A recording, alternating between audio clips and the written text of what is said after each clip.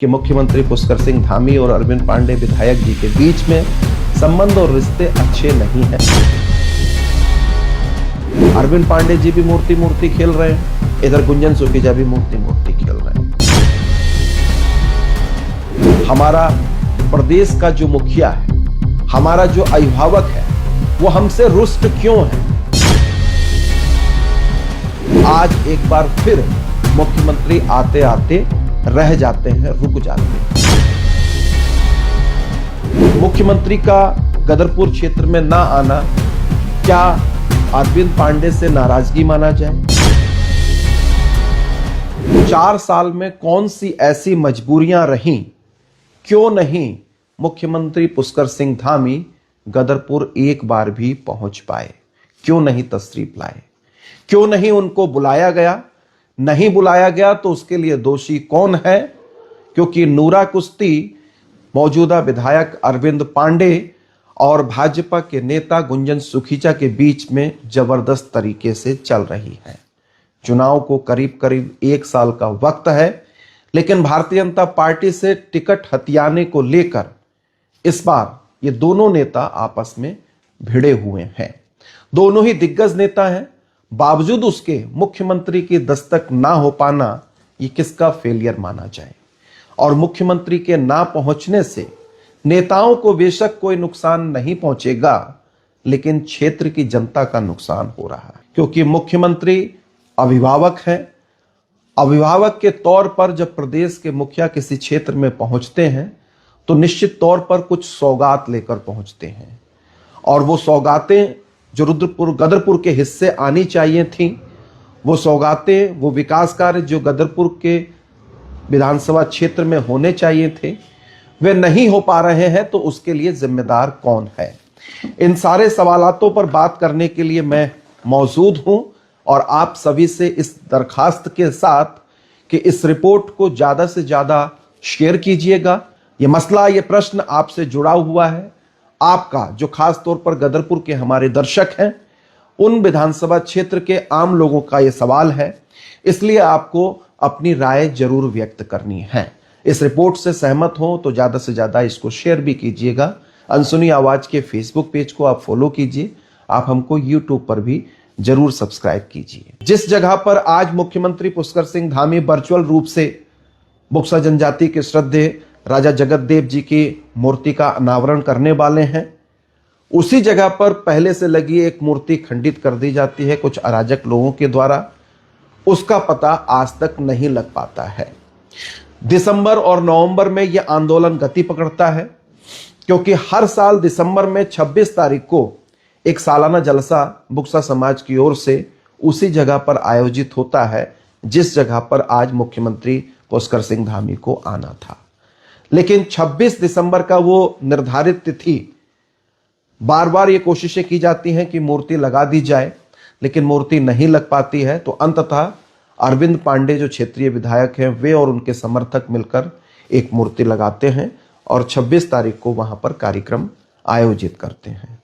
उसके प्रत्युत्तर में या दूसरी लकीर खींचते हुए दावा यह किया जा रहा था कि अष्ट धातु की एक अच्छी और बड़ी विशाल मूर्ति गुंजन सुखीजा जी के प्रयासों से माननीय मुख्यमंत्री पुष्कर सिंह धामी 2 जनवरी 2026 यानी कि आज के दिन आकर यहां पर अनावरण करेंगे, ऐसी सूचना थी।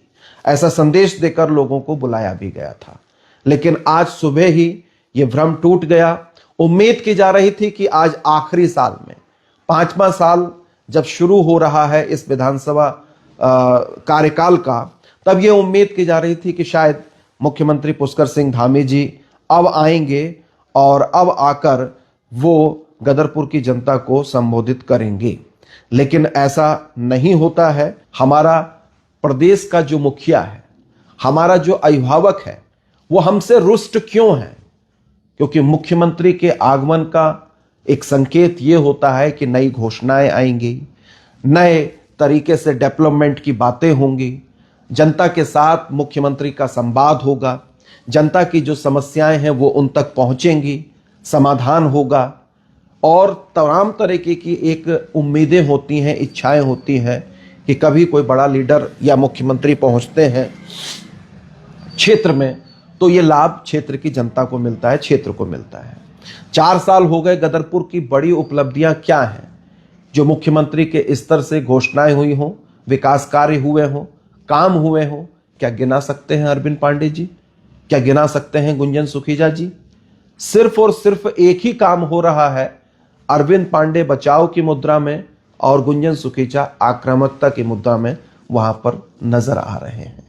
एक दूसरे को घेरने और राजनीतिक प्रतिस्पर्धा की होड़ इस तरीके की मची हुई है कि जो सूबे के मुख्यमंत्री हैं उन तक का ध्यान भटका दिया गया है और आज एक बार फिर मुख्यमंत्री आते आते रह जाते हैं, रुक जाते हैं। तो अंततः यह नुकसान किसका है? ये जो नूरा कुश्ती गुंजन सुखीजा और अरविंद पांडे जी के बीच में हो रही है 2027 में टिकट को लेकर, कहीं आपको ऐसा तो नहीं लगता कि पार्टी इन दोनों ही नेताओं से आजित आ जाए, परेशान हो जाए और फिर कोई तीसरे विकल्प की तलाश करे? या गदरपुर की जनता भी भारतीय जनता पार्टी के पक्ष में जो अब तक एक छत्र मतदान पिछले 3 टर्न से कर रही है, इन दोनों नेताओं से इतर किसी तीसरे विकल्प पर विचार करे? ये भविष्य की संभावनाएं हैं। लेकिन मुख्यमंत्री का गदरपुर क्षेत्र में ना आना क्या अरविंद पांडे से नाराजगी माना जाए, जनता से नाराजगी मानी जाए, या क्षेत्र से ऐसा कौन सा द्वेष हो सकता है कि मुख्यमंत्री साहब यहां नहीं पहुंच पाते हैं?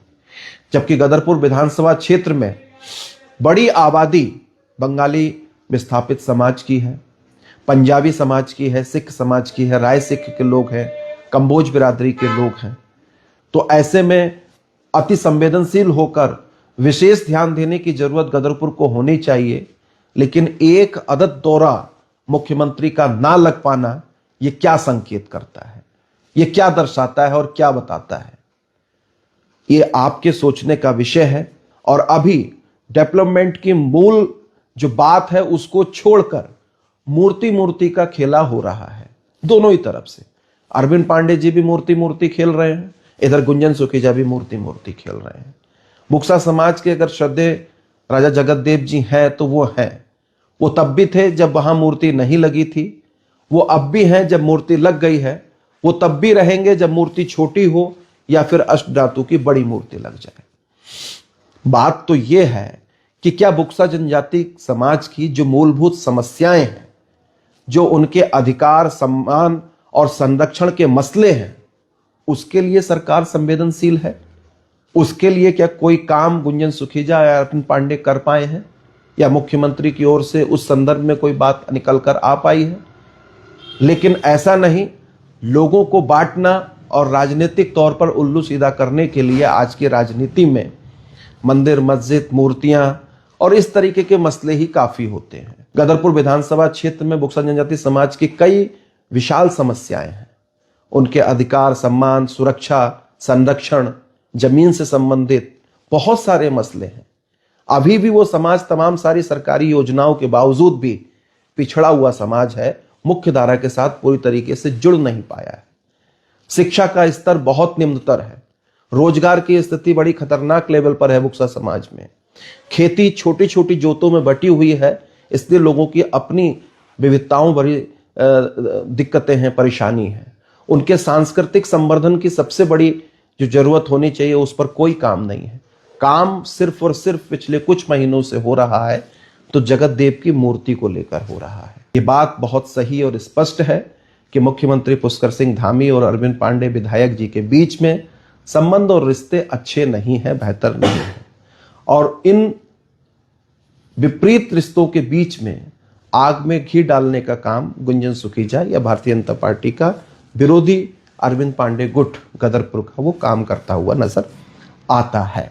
आज सुबह से बड़ी उम्मीद लोग लगाए हुए थे कि मुख्यमंत्री साहब आएंगे तो क्षेत्र के हिस्से क्या आएगा, क्या गदरपुर को मिलेगा, इस पर बात होगी।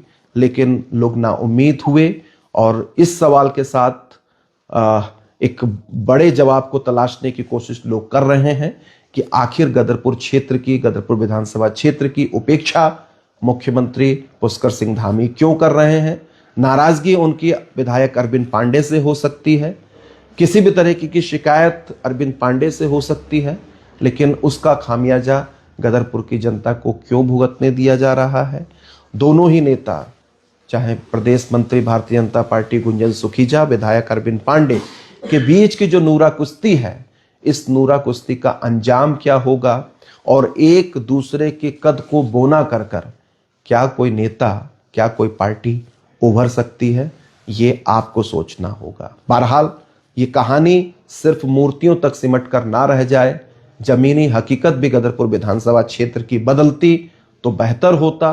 काश ऐसा होता कि मुख्यमंत्री एक बार भी आए होते और जनता के साथ खुला संवाद किया होता, तो गदरपुर की जनता भी इन दोनों नेताओं से ऊपर उठकर अपने मन की, अपने हित की, अपने क्षेत्र की बात अपने मुखिया से कह पाती।